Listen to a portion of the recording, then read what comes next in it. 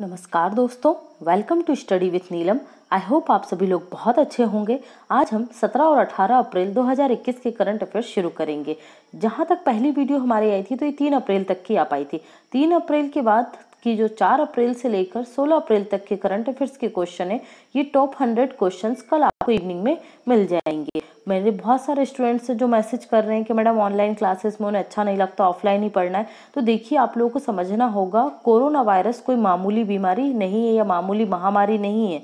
आप लोग देख रहे हैं स्थिति कितनी बिगड़ती जा रही है और आपको अपने एक कंफर्ट जोन से बाहर निकलना होगा और आपको जिस तरीके के इन्वायरमेंट में पढ़ाई मिल रही है आप लोगों को करना चाहिए। ओके, कंफर्ट जोन से बाहर निकलिए कि हमें ऑफलाइन क्लास ही चाहिए। हम आप लोगों के लिए प्रयासरत हैं और लाइव क्लासेस में नहीं कर पा रही हूँ तो वो भी कोशिश करूँगी कि आपकी लाइव क्लासेस ले ली जाएँ और उसके लिए भी आपको नोटिफिकेशन टेलीग्राम चैनल पर मिल जाएगा। जिन स्टूडेंट्स ने टेलीग्राम चैनल ज्वाइन नहीं किया है वो जाकर टेलीग्राम चैनल ज्वाइन कर लें, लिंक आपको डिस्क्रिप्शन बॉक्स में मिल जाएगा। और अच्छा सोचिए, महामारी है, एक टाइम लगेगा, इससे फिर से लॉकडाउन हट जाएगा, फिर से आपकी क्लासेस भी होंगे, आपके एग्जाम्स में भी होंगे। और एग्जाम जो होंगे तो ये लॉकडाउन हटने के बाद, कोरोना के केसेस कम होने के बाद आप खुद देखिएगा एग्जाम्स की आपके पास भरमार होगी। बस ये रहेगा कि आपने अपनी जो पढ़ाई है, अभी जो ये टाइम है, ये स्टूडेंट्स के लिए बहुत अच्छा है। आप घर में रहकर बहुत अच्छे से तैयारी कर सकते हैं।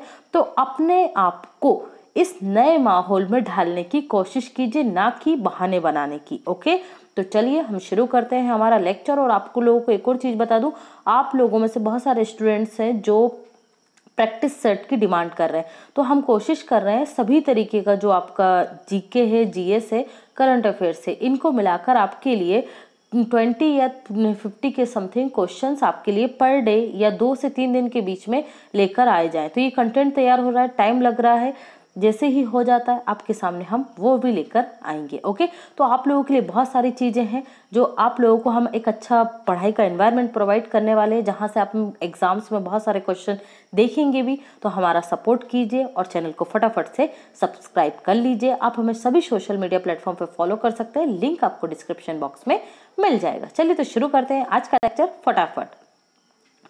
विश्व हीमोफीलिया दिवस प्रतिवर्ष निम्न में से कब मनाया जाता है? तो राइट आंसर होगा यहाँ पर हमारा 17 अप्रैल। 17 अप्रैल को प्रतिवर्ष मनाया जाता है विश्व हीमोफीलिया दिवस। और 2021 में विश्व हीमोफीलिया दिवस की थीम रही है adopting to change. Okay, haemophilia रक्त के थक्का जमने से संबंधित एक बीमारी होती है। तो जब हमें चोट लगती है और रक्त का थक्का हमारे शरीर में जम जाता है तो उससे क्या नहीं होता है, ब्लड नहीं निकलता है। और कुछ लोगों में ये जो रक्त का थक्का है ये नहीं जमता है, इसे ही क्या कहा जाता है, हीमोफीलिया कहा जाता है। ओके, तो ये आप याद रखेंगे कब मनाते हैं, 17 अप्रैल को मनाया जाता है। कौन मनाता है? WHO के द्वारा मनाया जाता है विश्व हीमोफीलिया दिवस। तो 17 अप्रैल को आपको एक और चीज याद रखनी है, जो सर्वपल्ली राधाकृष्णन जी हैं, इनकी जयंती भी कब मनाई जाती है? 17 अप्रैल को ही मनाई जाती है। इन्हें भारत रत्न मिला था 1954 में और इनके जन्मदिन को कब? 5 सितंबर को मनाते हैं हम राष्ट्रीय टीचर्स डे के रूप में। तो ये भी आप याद रखेंगे। नेक्स्ट देखते हैं, हाल ही में भारत और किस देश ने गगनयान मिशन में सहयोग को लेकर एक समझौते पर हस्ताक्षर किए? तो राइट आंसर होगा यहाँ पर हमारा भारत और फ्रांस के मध्य गगनयान मिशन को लेकर समझौते पर हस्ताक्षर किए गए हैं। इसमें भारत की इसरो और फ्रांस की CNES, फ्रांस की क्या है स्पेस कंपनी, स्पेस जो है ऑर्गेनाइजेशन, CNES मतलब national centre for space studies के मध्य ये समझौता हुआ है। और इसमें जो फर्स्ट ह्यूमन स्पेस फ्लाइट है उसके लिए क्या होगा, दोनों मिलकर क्या करेंगे, काम करेंगे। कौन कौन? इसरो और फ्रांस की जो CNES है, ये दोनों मिलकर काम करेंगे। तो जनरली स्टूडेंट्स क्या करेंगे, जो ये है रूस, इसको चूज करेंगे। ठीक है, तो आपको यहाँ पर ध्यान रखना है कि ये रूस नहीं है, किसके साथ हुआ है समझौता, हमारा फ्रांस के साथ किया गया है। तो गगनयान जो मिशन है, ये योजना भारत कब भेजने का प्लानिंग कब की है भाई?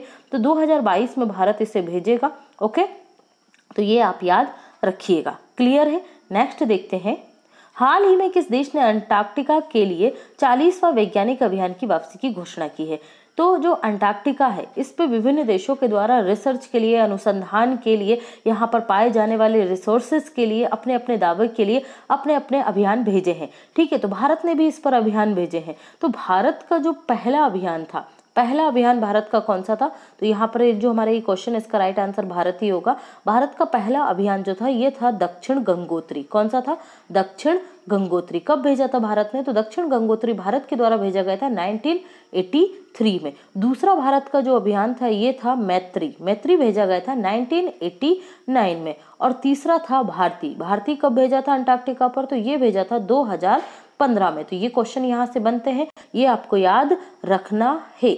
ओके, तो यहाँ पर हम देखते हैं अंटार्कटिका की लोकेशन, ये देख सकते हैं आप, ठीक है, अंटार्कटिका की लोकेशन। और यहाँ पर जो भारत के मिशन है तो ये है भारती और ये है आपकी मैत्री। और जो दक्षिण गंगोत्री उसे डिकमीशन कर दिया गया, मतलब वो मतलब ध्वस्त हो गया था, जो एक बर्फ का तूफान आया था उसमें। तो अभी ये 2 कार्यरत हैं, तो इन्हें इन दोनों को आपको याद रखना है। क्लियर है? नेक्स्ट देखते हैं क्वेश्चन। हाल ही में निम्न में से किसके द्वारा विश्व की पहली सस्ती और सबसे लंबे समय तक स्थायी स्वच्छता उत्पाद डोरेकिया सीरीज को लॉन्च किया गया? तो राइट आंसर होगा यहाँ पर हमारा रमेश पोखरियाल निशंक। ये है हमारे केंद्रीय शिक्षा मंत्री और इनके द्वारा जो सबसे अच्छी मतलब लंबे समय तक, कितने दिनों तक? लगभग 30 दिनों तक डोरेकिया जो सीरीज है, ये उत्पाद है जो क्या करेगा, किसी भी चीज को मतलब कीटाणु रहित बनाने के लिए, स्वच्छ बनाने के लिए, आपने देखा होगा मार्केट में बहुत सारे प्रोडक्ट है, तो उनका क्या होता है, डेली यूज करना पड़ता है, हर घंटे या कुछ मिनट में यूज करना पड़ता है। लेकिन जो डोरेकिया सीरीज लॉन्च की गई है, इसमें 35 दिनों तक आपको फिर से उसका यूज नहीं करना पड़ेगा और ये 35 दिनों तक क्या कर सकते हैं, किसी भी चीज को लंबे समय तक स्वच्छ रख सकती है। कितने दिनों तक? 35 दिनों तक। तो इसे क्या कहा गया? डोरेकिया सीरीज। ठीक है, डोरेकिया सीरीज के उत्पाद है और इसे किसने डेवलप किया है? तो ये IIT हैदराबाद के द्वारा डेवलप किया गया है। किसके द्वारा? IIT हैदराबाद के द्वारा। और ये मात्र 189 रुपीज से शुरू होगा, तो बहुत ही सस्ता है, खरीद सकते हैं। ठीक है, तो ये आप याद रखें। और इसे बताया गया है रमेश पोखरियाल के द्वारा world first affordable and long lasting hygiene product डोरेकिया सीरीज। ओके, क्लियर है? याद रखिएगा। नेक्स्ट देखते हैं, हाल ही में निम्न में से किस नदी पर रोपेक्स जेट्टी परियोजना को प्रारंभ किया गया है? तो यहाँ हमारा राइट आंसर होगा किस पर? धामरा रिवर। ठीक है, किस नदी पर? धामरा रिवर पर। तो ये धामरा रिवर कहाँ पर है? तो ये धामरा रिवर है ओडिशा राज्य में। ठीक है, ओडिशा राज्य में इस नदी के ऊपर ये रोपेक्स जेट्टी परियोजना प्रारंभ की गई है। और इसकी लागत कितनी आएगी? तो इसकी लागत आएगी 110 करोड़ रुपए। ओके, धामरा रिवर के पास ही एक रिवर है देवी नदी। आपने नाम सुना होगा। यहाँ पर देवी नदी पर ऑलिव रिडले जो कछुए हैं, ठीक है, वो कछुए यहाँ पर आते हैं क्या? बच्चों को जन्म देने के लिए ओडिशा में। तो किस नदी पर? देवी रिवर पर। तो ये आप याद रखेंगे। ठीक है, जो धामरा रिवर है, इस पर जो ये रोपेक्स जेट्टी प्रोजेक्ट बनेगा, उसके बाद ओडिशा के केंद्रपाड़ा और बाड्राक जो जिला है, इनके मध्य की दूरी क्या हो जाएगी? कम हो जाएगी। क्लियर है? यहाँ पर आप देख सकते हैं, ये है बाड्रक जिला और ये है केंद्रपाड़ा। तो इन दोनों के बीच की जो दूरी है वो कम होगी। क्लियर है? याद रखिएगा। तो बात कर लेते हैं हम ओडिशा की। तो ये रहा मैप में ओडिशा। कैपिटल है भुवनेश्वर, राज्यपाल है यहाँ के गणेशी लाल, मुख्यमंत्री है नवीन पटनायक। कोणार्क के सूर्य मंदिर और ब्लैक पैगोडा मंदिर ये आपको कहाँ मिलेंगे? ओडिशा राज्य में मिलेंगे। सबसे लंबा जो बांध है वो हीराकुंड है, वो किस नदी पर मिलेगा आपको? ये मिलेगा महानदी पर। बारामती स्टेडियम ये ओडिशा में है। ठीक है, भुवनेश्वर में देश का पहला फायर पार्क स्थापित किया गया है, तो ये भी आप याद रखेंगे। राष्ट्रीय चावल अनुसंधान केंद्र ये आपको मिलेगा कटक ओडिशा में। कलिंग स्टेडियम ओडिशा। झारसुगुड़ा हवाई अड्डा या वीर सुरेंद्र हवाई अड्डा ये भी आपको मिलेगा ओडिशा में। और विश्व प्रसिद्ध चिल्का झील भी आपको कहाँ मिलेगी? ओडिशा में। तो ये सारे पॉइंट आप याद रखेंगे। नेक्स्ट है, हाल ही में निम्न में से किस उत्तर अमेरिकी देश के प्रधानमंत्री द्वारा अपने पद से इस्तीफा दे दिया गया है? तो राइट आंसर होगा हेती। ठीक है, उत्तर अमेरिकी देश है हेती, इसके प्रधानमंत्री के द्वारा कौन है? जोसेफ जोटे यहाँ के जो प्रधानमंत्री थे, उन्होंने अपने पद से इस्तीफा दे दिया है। ठीक है, तो ये देख रहे हैं आप हेती, और इसकी कैपिटल क्या है? तो कैपिटल इसकी port of Paris. Port of Paris. President कौन है यहाँ पर? तो यहाँ के प्रेसिडेंट है जोवेन मॉइस। और करेंसी क्या है हेती की? करेंसी है हेतियन ग्रोडे। ठीक है, उत्तर अमेरिकी देश है। यहाँ पर आप इसकी लोकेशन देख सकते हैं। यहाँ पर जो लोकेशन है हेती की, ये देखिए उत्तर अमेरिका है। और उत्तर अमेरिका में यहाँ क्यूबा के जो बाजू में आपको कंट्री दिखाई दे रहा है, ये क्या है? हेती है। ओके, नेक्स्ट देखते हैं, हाल ही में विश्व विरासत दिवस निम्न में से कब मनाया गया? तो प्रतिवर्ष यूनेस्को के द्वारा विश्व विरासत दिवस मनाया जाता है कब? 18 अप्रैल को। तो 18 अप्रैल को मनाया गया विश्व विरासत दिवस। ओके, तो ये याद रखेंगे, विश्व के विभिन्न जो विरासत स्थल हैं उनको सुरक्षित रखने के लिए, उनका महत्व को उजागर करने के लिए, पर्यटन को बढ़ावा देने के लिए ये दिवस प्रतिवर्ष 18 अप्रैल को यूनेस्को के द्वारा मनाया जाता है। ठीक है, इसकी थीम क्या रही? तो इसकी थीम याद रखिएगा, complex past diverse future. Complex past diverse future. Clear है? बात कर लेते हैं हम यहाँ पर किसकी? यूनेस्को की। तो यूनेस्को की स्थापना कब हुई थी? तो यूनेस्को, पहले तो आपको इसका फुल फॉर्म पता होना चाहिए। ओके, यूनेस्को का फुल फॉर्म क्या होता है? यूनाइटेड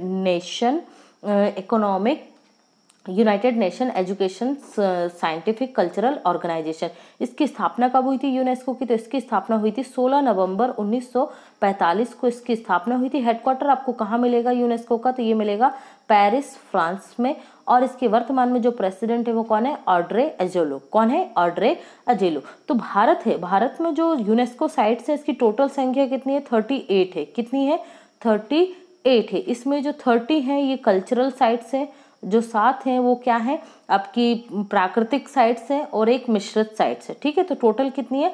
38 है। तो आप मुझे कमेंट सेक्शन में बताएंगे कि पहली बार 1983 में भारत की किन किन साइट्स को वर्ल्ड हेरिटेज साइट में यूनेस्को के द्वारा शामिल किया गया था। आई होप आप लोग इसे बताएंगे। क्लियर है? नेक्स्ट देखते हैं, हाल ही में भारत ने महिला एशियाई कुश्ती चैंपियनशिप 2021 में कुल कितने पदक जीते हैं? तो राइट आंसर होगा यहाँ पर हमारा टोटल भारत के द्वारा 7 पदक जीते गए हैं। और ये महिला एशियाई कुश्ती चैंपियनशिप, इसका आयोजन कहाँ हो रहा है? तो इसका आयोजन हो रहा है कजाकिस्तान में। कहाँ हो रहा है आयोजन? कजाकिस्तान में इसका आयोजन हो रहा है। इसमें भारत ने टोटल 7 मेडल जीते हैं, जिसमें विनेश फोगाट, अंशु मलिक, दिव्या काकरा, इन्होंने गोल्ड मेडल जीता है। याद रखिएगा, विनेश फोगाट, अंशु मलिक और दिव्या काकरा ने क्या जीता है? गोल्ड मेडल जीता है। कजाकिस्तान है तो कजाकिस्तान की कैपिटल याद रखिएगा, नूर सुल्तान। क्या है? नूर सुल्तान। और हाल ही में कजाकिस्तान और उज्बेकिस्तान के मध्य एक कॉरिडोर का निर्माण हो रहा है, जो बहुत ज्यादा अभी चर्चा में रहा था। उस कॉरिडोर का नाम क्या है? याद रखिएगा, सेंट्रल एशिया कॉरिडोर। किस किस के बीच में बन रहा है? तो ये कुछ उज्बेकिस्तान और कजाकिस्तान के मध्य बनाया जा रहा है। याद रखिएगा। हाल ही में निम्न में से किस राज्य सरकार के द्वारा नए 26 लाख नल कनेक्शन देने की योजना बनाई गई है? तो देखिए, जल जीवन जो मिशन है केंद्र सरकार की एक महत्वाकांक्षी योजना है, जिसके तहत 2022 तक देश के सभी राज्यों के सभी घरों में क्या करना है? नल के माध्यम से जल पहुंचाना। इसी के तहत जो मध्य प्रदेश सरकार है, इनके द्वारा ये योजना प्रारंभ की गई है। ओके, तो ये भी आप याद रखेंगे। मध्य प्रदेश की बात करते हैं तो ये रहा मैप में मध्य प्रदेश, राजधानी भोपाल है। सीएम शिवराज सिंह चौहान बने हैं चौथी बार, और गवर्नर है आनंदीबेन पटेल, जो एडिशनल चार्ज मिला हुआ है, ये उत्तर प्रदेश की भी गवर्नर है। ओके, इंदिरा सागर बांध ये मध्य प्रदेश में नर्मदा नदी पर मिलेगा। राष्ट्रीय कालिदास सम्मान मध्य प्रदेश सरकार के द्वारा दिया जाता है। सर्वाधिक वनों वाला राज्य मध्य प्रदेश है। टाइगर स्टेट मध्य प्रदेश, गिद्ध स्टेट मध्य प्रदेश। ओके, तो ये आप याद रखेंगे। राजा भोज एयरपोर्ट आपको ये कहाँ मिलेगा? भोपाल में। और खजुराहो के जो मंदिर हैं ये हैं आपके छतरपुर जिले में। ठीक है, जिन्हें 1989 में क्या किया गया था? इन्हें यूनेस्को में शामिल किया गया था। तो ये भी आप याद रखिएगा। ओके फ्रेंड्स, अगर आप स्टडी विथ नीलम चैनल पर पहली बार आए तो फटाफट से हमारे चैनल को सब्सक्राइब कर लीजिए और बेल आइकन प्रेस करना बिल्कुल ना भूलें। आप हमें सभी सोशल मीडिया प्लेटफॉर्म पर फॉलो कर सकते हैं, सभी का लिंक आपको डिस्क्रिप्शन बॉक्स में मिल जाएगा। वीडियो को ज़्यादा से ज़्यादा लाइक कीजिए, शेयर कीजिए और चैनल को सब्सक्राइब करना बिल्कुल मत भूलिए। चलिए तो देखते हैं पॉइंट टू पॉइंट सेक्शन। हाल ही में केंद्रीय पर्यटन मंत्रालय ने ऑनलाइन ट्रेवल कंपनियों के साथ समझौता ज्ञापन पर हस्ताक्षर किए। देश में नए नए जो पर्यटन स्थल हैं उनके लिए लोगों को सहायता करने के लिए केंद्रीय पर्यटन मंत्रालय, कौन है केंद्रीय पर्यटन मंत्री? प्रहलाद सिंह पटेल है। इनके द्वारा ये समझौता किया गया है 2 कंपनियों के साथ, एक है क्लियर ट्रिप और एक है इजी माई ट्रिप। ठीक है, इज माई ट्रिप, इन दोनों के साथ ये समझौता हुआ है, याद रखिएगा। हाल ही में केंद्रीय मंत्री पीयूष गोयल, ये हमारे रेल मंत्री भी हैं, के द्वारा पहली स्टार्टअप अब फर्स्ट है इसलिए इंपॉर्टेंट है। तो पहली स्टार्टअप सलाहकार परिषद NSAC की बैठक की अध्यक्षता की गई। राष्ट्रीय स्टार्टअप योजना कब प्रारंभ हुई थी? 16 जनवरी 2016 को। 15 अगस्त को यहाँ से घोषणा की गई थी प्रधानमंत्री मोदी के द्वारा 2015 में। और ये योजना कब आई थी अस्तित्व में? 16 जनवरी 2016 को। 16 अप्रैल को प्रतिवर्ष प्रसिद्ध कॉमेडियन चार्ली चैपलिन का जन्मदिन मनाया जाता है। चार्ली चैपलिन को आप सभी लोग जानते होंगे। हाल ही में CBI के पूर्व डायरेक्टर 2012 में डायरेक्टर थे रंजीत सिन्हा, इनका निधन हो गया। और इनसे जुड़ी हुई एक महत्वपूर्ण बात यह है कि जब ये 2012 में CBI के डायरेक्टर थे तब कॉल ब्लॉक का आवंटन किया गया था कोयला क्षेत्रों का। उस समय बहुत ज्यादा धांधली हुई थी और उस समय सुप्रीम कोर्ट के द्वारा CBI को पिंजरे में बंद तोता कहा गया था। क्या कहा गया था? पिंजरे में बंद तोता, ठीक है, केज्ड पैरेट। तो ये भी आप याद रखेंगे। जो रंजीत सिन्हा है ये RPF के और ITBP के DG भी रह चुके हैं, तो याद रखिएगा रंजीत सिन्हा को। हाल ही में नासा और एलन मस्क की स्पेस एक्स कंपनी के मध्य $2.9 बिलियन का समझौता हुआ। इसका उद्देश्य स्पेस एक्स के द्वारा ऐसा स्पेसक्राफ्ट बनाना है जिससे मानव चंद्रमा से वापस आ सके, ठीक है, याद रखिएगा। यहाँ से आपको याद आ रहा होगा नासा और इसरो के मध्य भी निसार के लिए समझौता हुआ है। ओके, निसार के लिए, जेट प्रोपल्शन लैबोरेटरीज के लिए। हाल ही में भारतीय वायुसेना कमांडरों का सम्मेलन 2021 का आयोजन नई दिल्ली में हुआ। कहाँ हुआ? नई दिल्ली में। इसकी थीम क्या थी? रीओरिएंटिंग फॉर फ्यूचर, ठीक है। तमिल के प्रसिद्ध अभिनेता कौन? विवेक, जिन्हें पद्मश्री अवार्ड से सम्मानित किया गया है, का 16 अप्रैल 2021 को निधन हो गया है। याद रखिएगा। द शिवाजी जो रजनीकांत की मूवी है उसमें इन्होंने महत्वपूर्ण भूमिका निभाई थी। किसने? विवेक हैं, तमिल के प्रसिद्ध अभिनेता। ओके। एंजल ब्रोकिंग कंपनी के CEO विनय अग्रवाल का हाल ही में निधन हो गया है।